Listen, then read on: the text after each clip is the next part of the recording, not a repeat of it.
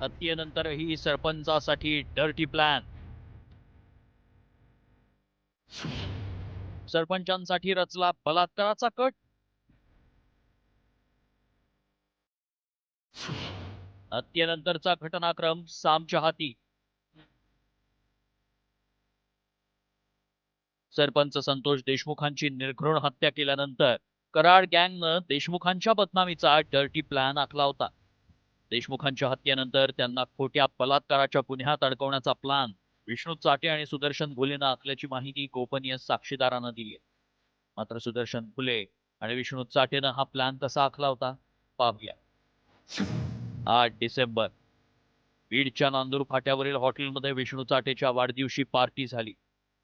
जेवताना विष्णू चाटेचे 6 डिसेंबरच्या वादावरून सुदर्शन भुलेला टोमणे.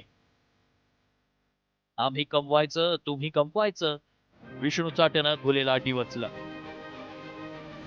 आपलं जीवन कुत्र्यासारखं झाल्याचं विष्णू चाटे सुदर्शन भुलेला म्हणाला.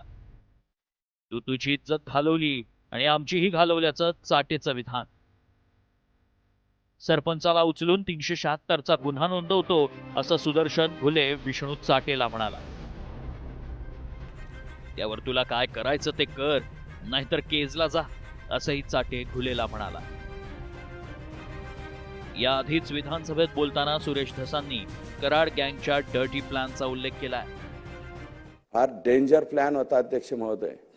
कळमला एक महिला तयार केली, हा तिथपर्यंत न्यायचा, त्या महिलेची छेड काढली किंवा आणखी काहीतरी केलं म्हणून दाखवायचं, पुन्हा बदडून मारून ह्याला मारून टाकायचा, इथपर्यंतची मानसिकता गेलेली आहे. एवढंच नाही तर हत्येनंतर पोलिसांनीच देशमुखांचा मृतदेह केजऐवजी कळमकडे घेऊन जाण्याचा प्रयत्न केल्याचे आरोप ग्रामस्थांनी केले होते. ग्रामस्थांच्या सतर्कतेनं कराड गँगचा डर्टी प्लॅन फसला. मात्र देशमुखांच्या हत्येनंतर त्यांना बलात्काराच्या गुन्ह्यात अडकवण्याच्या प्लॅनमध्ये पोलिसांचाही सहभाग असेल तर पोलिसांना सहआरोपी केलं जाणार का, असा सवाल या निमित्तानं उपस्थित झालाय. ब्युरो रिपोर्ट, साम टीव्ही.